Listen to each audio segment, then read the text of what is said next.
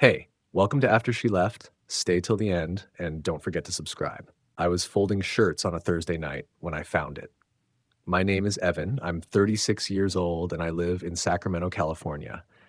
I teach high school science, and laundry night has always been my version of therapy. There's something calming about the scent of fresh detergent and the predictable rhythm of folding one shirt after another. It makes the world feel neat and safe, even if just for an hour. I was down to the last load of the night when I pulled Marla's winter coat from the basket. It felt heavier than usual. I figured maybe she'd left a pair of gloves or a scarf in the pocket, something she'd forgotten to pull out. So I reached in and felt around, and my hand closed on something crinkly. It was a receipt, a long, glossy slip of paper from a place called Willow Creek Vineyards. My first thought was that it must have been some fancy little lunch she'd treated herself to. But then I read the date. 2 Saturdays ago. 2 Saturdays ago, she had told me she was at her sister's place in Fresno, helping out because her sister had the flu. She'd even sent me pictures of steaming mugs of tea, jigsaw puzzles spread out across the dining table. The total on the receipt was close to $300. It was for lunch. For two. My chest went tight. I tried to tell myself there had to be a reason. Maybe she'd gone with a friend, maybe it was a treat, maybe her sister had felt well enough to come along. Then I saw the note. It was folded in half and tucked under the receipt. On hotel stationery, no less. The handwriting was rushed and slanted, like whoever wrote it couldn't quite get the words down fast enough. Next time I'll steal you away for the whole weekend. D. I stared at it for a long time, my hands trembling just enough that the paper made a small rustling sound. D. My mind raced through everyone I knew in Marla's circle. None of them had a name that started with D. Or if they did, I couldn't think of it. And even if I could, the words themselves were so intimate, so sure of themselves, like a promise whispered in the dark. I stood there in that small laundry room for what felt like an hour. The bright overhead bulb flickered a little, and the smell of clean cotton filled the air. But the air felt thin, like I couldn't quite catch my breath. I didn't know what to do. Part of me wanted to crumple the note up and bury it in the trash, like that would erase the fact that I'd seen it. Another part of me wanted to confront Marla right away, demand to know who D was and what the hell she'd been doing that weekend. But I didn't do either. Instead, I slipped the note and the receipt back into the coat pocket, smoothed it down, and hung the coat up in the hallway closet.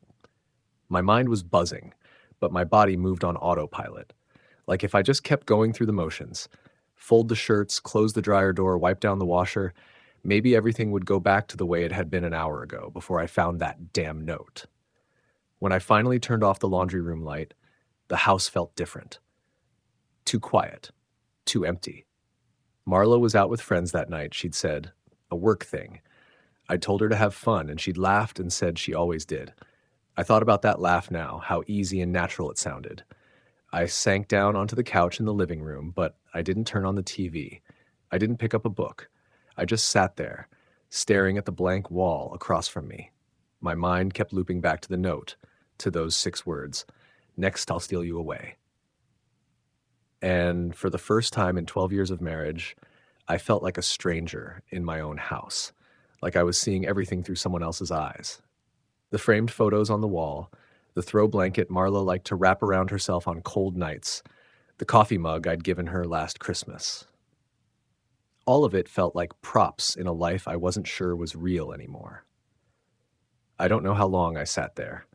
Long enough that the streetlights outside turned the living room a dull orange. Long enough that the normal sounds of the neighborhood, cars passing, a dog barking down the block, started to fade into the background. Long enough for me to realize that no matter what I did next, nothing was going to feel normal again. That same evening, after I found the note, I couldn't sit still. I tried to distract myself, watched a basketball game on TV, scrolled through news on my phone, but my mind kept looping back to that receipt, to the name D, to the idea of a lunch for 2 at a vineyard I'd never even heard of. Around 9 o'clock, I heard the garage door open. Marla was home. I shut off the TV and took a deep breath, trying to calm the tight knot in my chest. I didn't want to jump into it right away. I wasn't sure what I even wanted to say. She walked in with her usual easy smile, her dark hair pulled back, makeup still fresh like she just stepped out of a salon. "Hey," she said, setting her purse on the kitchen counter. "How was your night?" "Good," I said. My voice sounded normal, almost too normal. I couldn't stop thinking about the note in the coat pocket hanging a few feet away. "How was yours?" "Long," she said, stretching her arms above her head. "A lot of work stuff? You know how it is." I nodded slowly, though I didn't know anymore. "Yeah, sure." I watched her move around the kitchen, opening the fridge to grab a bottle of water. She didn't seem nervous, didn't seem like someone who was hiding anything. But that made it worse somehow, because if she was this good at pretending, how long had she been doing it? "Hey, Marla," I said casually as she twisted the bottle cap off. "I found something in your coat pocket when I was doing laundry." Her head snapped up, just for a second. "Oh?" I tried to sound as offhand as I could. "Yeah, a voucher for a luxury spa. Booked for the same weekend you said you were at your sister's." I didn't mention the vineyard receipt yet. I wanted to see how she'd react to this first. For a moment, her face went still. Then she let out a soft laugh, shaking her head. "Oh, that's not even my coat," she said. "I must have grabbed the wrong one at that work thing. You know how everyone's got those big winter coats? They all look the same." I stared at her. "Not yours?" "Marla, your initials are stitched into the lining. I had that done for you when we went to Chicago last winter." She blinked, just once. Then she looked down, fiddling with the cap of the water bottle. "Oh, right. I forgot about that." She met my eyes again, her smile a little too tight now. "Okay, so maybe it is mine, but the voucher, I don't even remember getting that. Maybe someone gave it to me. You know how those work events go, everyone's handing out stuff." Her tone was light, her eyes clear, but it didn't match the hollow thud of my heart in my chest. She was lying. I could see it in the small ways, the way she wouldn't quite meet my eyes, the forced calm of her voice, the way her fingers kept twisting the cap back and forth. I didn't push it, not then. I just nodded and said, "Okay." But inside, it was like a switch had flipped. For 12 years, I'd believed every word that came out of her mouth without question. But now, every word felt like a weight, like I had to measure each one to see how much of it was real and how much was a carefully crafted script. Marla seemed to relax a little after that, moving on to talking about her day. Office politics, a new client she was excited about. I nodded along, but I wasn't really listening. My mind was stuck on that voucher, on the idea of her spending a day at some luxury spa while telling me she was at her sister's bedside. After she went to bed, I stayed up, sitting at the kitchen table with my phone in my hand. I thought about calling her sister, asking if she'd really been sick that weekend. But I didn't. I didn't want to drag anyone else into this. Not yet. I wanted to see how far this lie would stretch on its own. I went to the closet and pulled out the coat again. Ran my fingers over the soft lining where her initials were stitched in gold thread. I remembered the day I'd picked it out, the way she'd laughed and said it was too much, but she'd worn it every winter since. I'd thought it was a small thing, a small sign that I saw her, that I wanted to take care of her. Now it felt like just another detail in the story she was rewriting around me. I didn't confront her directly that night. I didn't raise my voice or demand the truth. I didn't even let her see that I was starting to doubt her. But something had shifted in me, like I was watching her from across a glass wall, everything she said and did suddenly up for question. I lay in bed next to her later, listening to the soft rise and fall of her breathing. She turned in her sleep, resting a hand on my chest like she always did. I stayed still, staring at the ceiling, my heart pounding in the dark. And in that moment, I realized that I was no longer listening to what she said. I was listening for the spaces between the words, the cracks where the truth might be hiding. A few days later, I started noticing things I hadn't seen before, or maybe they'd always been there, but I hadn't wanted to see them. It was a Wednesday afternoon, a week since I'd found the note, and I was home early from work because of a half day at the school. I walked in and found Marla in the living room, scrolling through her phone. She looked up, her face breaking into a smile that didn't quite reach her eyes. "Hey, you're home early," she said, her voice light. "Yeah," I said, setting down my bag. "We had teacher conferences, ended sooner than I thought." She nodded, but I could see something flicker across her face. She tucked her phone away almost too quickly, like she didn't want me to see whatever was on it. My gut tightened, but I didn't say anything. That evening, I saw it.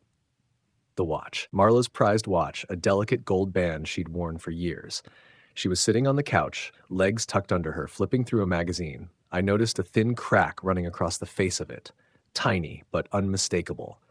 "What happened to your watch?" I asked, trying to keep my voice casual. She looked down at her wrist and frowned, as if she'd just noticed. "Oh, I must have banged it at the gym," she said easily. "You know how it is." I raised an eyebrow. "The gym? I thought you canceled your membership. You said you hadn't been in weeks." She paused for just a second, then shrugged.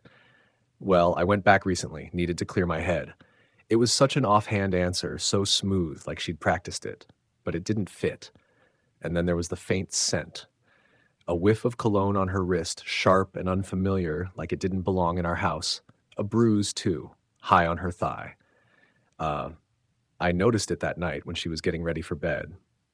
She moved too fast, pulling her pajamas on before I could see too much. But I'd caught a glimpse. A deep, dark mark that didn't match any gym accident. "You okay?" I asked, trying to keep my tone neutral. She glanced up at me, her face calm. "Of course. Just clumsy, you know me." She laughed lightly, but there was nothing warm about it. I watched her for a moment, the way she moved around the room with careful precision, the way she kept her phone face down on the coffee table, even though she said it was nothing but work emails. The way she started wearing a new playlist of soft, sad songs, music she'd never liked before. At night, she curled up against me, her body warm and familiar. But there was a distance there, too, a sense that she was somewhere else entirely. And I found myself searching for cracks in the mirror, tiny details that didn't line up. A forgotten receipt, a smudge of lipstick on a wine glass I didn't recognize. Her sudden late nights always explained away with half smiles and vague mentions of catching up on projects. I started paying attention in ways I never had before, watching how her eyes darted to her phone whenever it buzzed, how she'd leave the room to take calls and come back with a carefully neutral expression, how she'd glance at me like she was checking to see how much I'd figured out. I didn't confront her. Not yet. I wasn't ready. Or maybe I was scared of what I'd find out if I did, because every time I thought about asking, I remembered the note in her coat pocket. "Next time, I'll steal you away for the whole weekend." And I wasn't sure I could handle hearing her confirm it. So instead, I watched. I waited. And in the silence between us, in the careful lies and half-truths, I started to see the shape of something else. Something that had been growing for a long time, hidden under the routines of our life. A bruise, a broken watch, a new song, a quick, soft laugh that didn't sound like her at all. And in those details, I realized that the woman I'd spent 12 years loving was slipping further away from me every day, like a reflection in a cracked mirror, each lie bending her image just a little more until I didn't know who she was anymore. One morning, about a week after I saw the bruise on Marla's leg, she forgot her phone at home. It was just sitting there on the kitchen counter when I came down for coffee, the screen lighting up with a message that made my breath catch. "L, so missed today already," it read. My hand hovered over the phone, my fingers tingling. My first instinct was to put it back down and pretend I hadn't seen anything. But I couldn't. I picked it up and read the message again, the little yellow heart staring back at me like a brand. My stomach turned. Marla's voice floated down the hallway. "Evan, have you seen my phone?" I quickly put it back down, face down on the counter. "Yeah," I said, my voice calm. "It's right here." She appeared in the doorway, dressed for work, her hair pulled back in a low ponytail. She smiled when she saw it, but there was something tight about it, something that didn't reach her eyes. "Thanks," she said, picking it up. She didn't check it right away. She just slipped it into her purse like it was nothing. I tried to act normal. I asked her about her day, kissed her cheek as she left, watched her walk out the door with that same easy smile she always wore. But inside, I was buzzing with questions. Later that night, I couldn't help myself. I waited until she was asleep, her breathing slow and even. I slid out of bed and crept down the hallway to the living room where she'd left her purse on the couch. My hands were shaking as I pulled out her phone, unlocking it with the code she'd once said was our anniversary. The message was still there. But it wasn't the only one. Another had come in just a few hours earlier. Still thinking about that wind in your hair. I scrolled back through the messages, my heart pounding harder with every line. There were dozens of them, some short, some long, all from someone saved as L. They were filled with little jokes, shared memories, lines like, "I can't wait to see you again," and "You look so beautiful in that sweater." Every word felt like a punch to the chest. My mind raced back to the receipt I'd found, the vineyard lunch, the bruise on her leg, the broken watch. And now this. Piece by piece, the picture was forming, and it was all wrong. The next morning, I waited until she was getting ready for work to bring it up. My voice was careful, too careful. "Hey, Marla," I said, watching her brush her hair in the mirror. "Who's L?" She froze for half a second, just enough for me to see the flicker of panic in her eyes. Then she smiled. "Oh, that's Lana from sales. She's been sending me updates on the new project. You know how she is, always over the top." I nodded slowly, like I believed her, but I didn't. I thought about the way the messages read, the intimacy in them, the little yellow heart. That wasn't some work friend checking in about a project. That was someone who thought he knew her, someone who was trying to be a part of her life in a way I wasn't anymore. I didn't say anything else. I just let it go, at least on the surface. But when she left, I sat down at my laptop and started going through our accounts. Old receipts, bank statements, travel confirmations. I started seeing patterns I hadn't wanted to see before. Small charges that didn't match up with where she said she was. Gas stations near places she never mentioned. Lunches for two in restaurants I'd never heard of. Hotel reservations for nights she claimed to be working late. It was like peeling away layers of a lie she'd been building around us, around me. And every layer hurt more than the last. That night, as I lay in bed next to her, I couldn't sleep. I kept thinking about the messages, about L and the yellow heart. I thought about how easily she'd lied to my face, how calm she'd looked when she brushed it all off, and I realized that the woman I loved had an entire life I didn't know about. I didn't confront her again. Not yet. I needed more than just suspicion. I needed something real, something she couldn't deny. But in the dark, with her warm breath soft against my neck, I understood something I hadn't wanted to see before. That this wasn't just about a vineyard lunch or a spa voucher. This was about a woman who had turned away from me, and a man who was stealing her piece by piece, and I didn't know how to stop it. A few days later, on a gray afternoon that smelled like rain, I saw them. I was driving home from the grocery store, a bag of oranges rolling around in the passenger seat. The streets were busy, people rushing to finish their errands before the rain came. I stopped at a red light near Marina Street, and that's when I saw her. Marla. She was standing on the sidewalk, just a few blocks from where we used to have Sunday brunch. She was laughing, really laughing, head tilted back, her hand resting lightly on a man's arm. The man was tall, with dark hair and a trim coat. I didn't know him, but I knew what I was seeing. The way she leaned into him, the way he tucked a strand of hair behind her ear, his fingers brushing her cheek. She glowed in his presence in a way I hadn't seen in years. My first reaction was to drive away. Just keep going, pretend I hadn't seen them. But I didn't. I reached for my phone instead, my hands shaking as I snapped a picture through the windshield. A timestamp of the truth. I didn't know why I did it. Maybe I needed to see it, to have proof that this wasn't just in my head. The light turned green, and I pulled away slowly, my mind spinning. I drove home on autopilot, every streetlight and billboard a blur. When I got there, I sat in the driveway for a long time, staring at the photo on my phone. Marla, smiling in a way she hadn't smiled at me in years. That man's hand resting on the small of her back like he belonged there. That night, she came home late. She didn't even bother with excuses, just said she'd been working late, and her tone was so casual, I almost believed her. Almost. We ate dinner in near silence. I pushed food around my plate, my stomach in knots. She talked about a new marketing campaign at work, some new client she was excited about. Her voice was bright, but it sounded hollow to me, like she was reciting lines from a script. After dinner, I cleaned up while she went upstairs. When I finally joined her, she was already asleep, her back turned to me. I lay there staring at the ceiling, the image of her with that man burned into my mind. A couple of hours later, my phone buzzed on the nightstand. An anonymous number. I didn't recognize it, but I opened it anyway. The message was a picture. Marla and the same man, standing outside a cafe. He was kissing her, his hand cupping her cheek. She was leaning into it like she'd found something she'd been missing. For a long time, I just sat there, staring at the photo. My chest felt tight, my mouth dry. It was one thing to suspect, to wonder. It was another to see it in color, framed in the cold glow of my phone screen. I didn't wake her up. I didn't ask her who he was. I just sat there, my back against the headboard, my breathing shallow. The house was quiet, except for the faint hum of the fridge downstairs.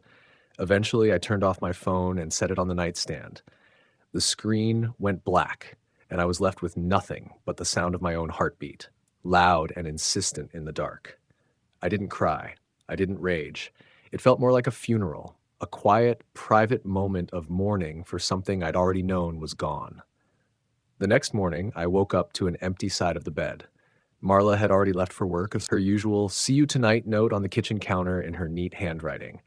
I read it over and over, trying to hear her voice in it, but it felt like reading a note from a stranger. I decided to go through the coat again, like I couldn't help myself. The same heavy winter coat with the monogram I'd given her. My hands felt clumsy as I searched the pockets one more time. That's when I found it. A torn receipt tucked down in the lining, almost hidden away. It was from a small jewelry store in Napa, dated just a few days ago. My eyes caught on the item line, custom necklace engraving. I turned the scrap over and saw the name, D&M No End. For a moment, the world felt like it tilted. My heart was pounding in my ears. No end. It wasn't a phase. It wasn't a fling. It was a promise, carved into metal, meant to last. I sat down on the edge of the bed, the receipt in my hand, my thoughts a jumble. Marla had given a piece of herself to someone else, not just her time or her laughter, a part of her that was supposed to be mine, and she'd hidden it in a coat I'd given her, like a final twist of the knife. That night, she came home late again. She didn't even look surprised to see me sitting at the kitchen table, the torn receipt in front of me. She put on her tired smile, the one she used when she wanted to end an argument before it even started. "Long day," she said. "The traffic was a nightmare." I didn't answer. I didn't ask. She kept talking, filling the room with soft words that didn't mean anything. My mind was stuck on that necklace, on the idea of her wearing it, tracing those words with her fingertips like a prayer. She didn't notice the way my eyes followed her every move. Or maybe she did, but she didn't care. She poured herself a glass of wine, took a sip, and acted like everything was fine, like we were fine. But inside, something in me was hardening. I'd spent weeks, months, waiting for her to tell me the truth, to look me in the eye and say the words I already knew, but she wouldn't. She couldn't. Because that would mean admitting this wasn't just a mistake. This was a choice. When she went to bed, I stayed downstairs, the quiet of the house pressing in around me. I didn't cry. I didn't shout. I just sat there with the receipt on the table, my hands flat on the wood, and felt the last pieces of us slip away. I realized that she was already gone. Not physically, maybe, but in every other way that mattered. And all I was left with was a necklace I'd never see, a promise she'd made to someone else. By the time I turned off the lights and went upstairs, I knew. I wasn't waiting for her to come back to me anymore. I was waiting for the courage to let her go. Our 12th anniversary fell on a Saturday. Marla insisted on planning the dinner herself. "Just let me take care of it," she'd said, with that bright, easy smile. I'd learned not to argue. She chose a fancy restaurant in the city, one of those places with white tablecloths and soft jazz playing in the corner. And when we got there, she looked beautiful, as always, in a dark blue dress that set off her eyes. I tried to match her mood, acting like everything was normal, like I wasn't carrying a necklace receipt in my pocket, like a secret I couldn't bury. When we sat down, the waiter handed us menus, and Marla reached across the table, squeezing my hand. "This is nice, isn't it?" she said, her voice smooth as silk. "It's beautiful," I said quietly, and it was. The flickering candlelight, the clink of wine glasses, everything was perfect, except for the hollow space in my chest. A few minutes later, Marla's phone buzzed on the table. She turned it over so fast it almost fell. "Sorry," she said too quickly. "Just work stuff." I didn't say anything. My mind was already racing. Then the waiter came back, setting down a third-place setting. I frowned, glancing at Marla. Are we expecting someone? Oh, she said lightly, her tone almost careless. I invited someone. He's a colleague. I thought it'd be fun. Before I could ask anything else, a man appeared beside the table. He was the same man from the picture, tall, dark hair, that easy, confident smile. He looked at me and then at Marla, and for a moment no one spoke. Evan, this is Daniel, Marla said, her voice a little too bright. Daniel, this is my husband. Daniel. D.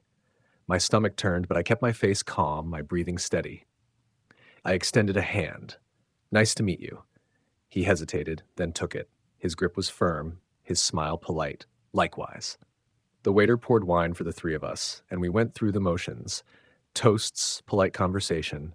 I listened as Marla talked about work, about Daniel's new promotion. I watched the way she laughed at his jokes, the way her hand brushed his sleeve as she reached for her glass. It was like I wasn't even there. Like I was watching a play I'd seen 100 times before. Only now I knew the ending. Midway through dinner, Marla excused herself to the restroom. Daniel and I sat in silence for a moment, the quiet between us stretching like a tightrope. Finally, I leaned in, my voice low and calm. You're the one she's been seeing. He looked at me, his eyes narrowing just a fraction. I don't know what you're talking about, he said smoothly. I smiled faintly. You don't have to lie, I know. He didn't respond right away. He just held my gaze, and for a moment, there was something almost sad in his eyes. Then he leaned back in his chair, his shoulders relaxing. So what are you going to do about it? He asked softly. I shrugged. Nothing here. Not tonight. Marla came back then, her cheeks flushed, her smile bright. She slid back into her seat, oblivious to the conversation she'd missed.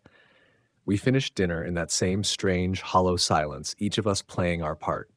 When the dessert menus came, I stood up. I'm not staying for this, I said quietly, my voice steady. Marla looked up, startled. Evan, don't make a scene. I looked at Daniel, then back at her. I'm not, but I'm done pretending. She opened her mouth, but I didn't wait for her to speak. I walked out of the restaurant, the air outside sharp and cold. My hands were shaking, but my mind felt clear for the first time in weeks. I didn't look back. I didn't need to. I already knew how that dinner would end, how that night would finish, and I didn't want to be part of it anymore. The days after that dinner were the quietest I'd ever known. I didn't tell anyone what had happened, not my friends, not my family. I just went through the motions, taught my classes, graded papers, came home to a house that felt like a stage set after the actors had all gone home. Marla didn't come home that night. She didn't call or text either. I didn't ask where she was. I didn't want to know. The next day, she slipped through the door in the early morning light, her eyes tired, her hair pulled back in a messy bun. She moved carefully, like someone who'd already decided she wasn't staying long. She tried to talk, small, gentle words, like she could soothe this over. Evan, I don't want this to be ugly, she said, her voice low. I know things have been hard. I know I haven't been fair. I just nodded, but I didn't answer. I watched her as she walked around the house, touching the edges of things like she was taking inventory. She paused in front of the photos on the mantel. Our trip to Oregon, the camping trip where she'd made fun of how I couldn't start a fire. She traced the frame with her finger, then looked away. That night, I moved into the guest room. I didn't tell her I was doing it, I just did. I took my clothes, my toothbrush, a couple of books. It wasn't a dramatic moment, no yelling or slamming doors, just a quiet shift, like a tide pulling back. Marla noticed, of course. She stood in the doorway of the guest room, her arms crossed over her chest. Is this really what you want? She asked softly. I didn't look at her. It's not about what I want anymore. She didn't say anything to that. She just watched me for a moment, then turned and walked away. I could hear her footsteps down the hall, the soft click of the bedroom door closing behind her. A couple of days later, I started packing away some of her things. Not throwing them out, not yet, just putting them in boxes. Her favorite sweaters, the shoes she always said made her feel tall, the stack of half-finished journals she kept in the nightstand. I didn't know what to do with them. It felt wrong to keep them, but it felt even worse to leave them scattered around like ghosts. She left a note for me on the kitchen table the next morning. Please don't give up on us, it said in her looping script. I know I've made mistakes, but we can fix this. Just give me time. I read it once, then folded it in half and slipped it into a drawer. I didn't answer, because I knew this wasn't something that could be fixed with time or promises. This was a crack that had split everything down the middle. At night, the house felt bigger than it had before. The silence was almost comforting in a strange way. No more pretending. No more waiting for answers that wouldn't come. Just me and the faint hum of the fridge in the dark, the tick of the old clock on the wall. I told myself loneliness was safer than lies. I told myself it was better to be alone than to be someone's second choice. And the more I sat with that, the more I realized it was true. I didn't know what would happen next, but I knew I wasn't going to be the one chasing anymore. About a week after that night, I moved into the guest room. I decided to find out how deep the rabbit hole went. I didn't know what I was expecting. Maybe I wanted proof that Marla was as lost as I feared, or maybe I was just looking for something to blame. But I needed to know the truth, all of it. So I hired a private investigator. It felt like something out of a bad TV show, sitting in his cramped office with a coffee-stained carpet and a flickering light bulb. His name was Neil, and he looked like he'd seen everything twice. "I'm not here to ruin her life," I said quietly, my hands resting on the edge of his desk. I need to know who this guy is." Neil nodded, scribbling something in a small, battered notebook. "Understood. We'll start with the basics. Where she goes, who she sees, what she's been hiding." I left his office feeling hollow and a little bit ashamed, but I told myself it was the only way.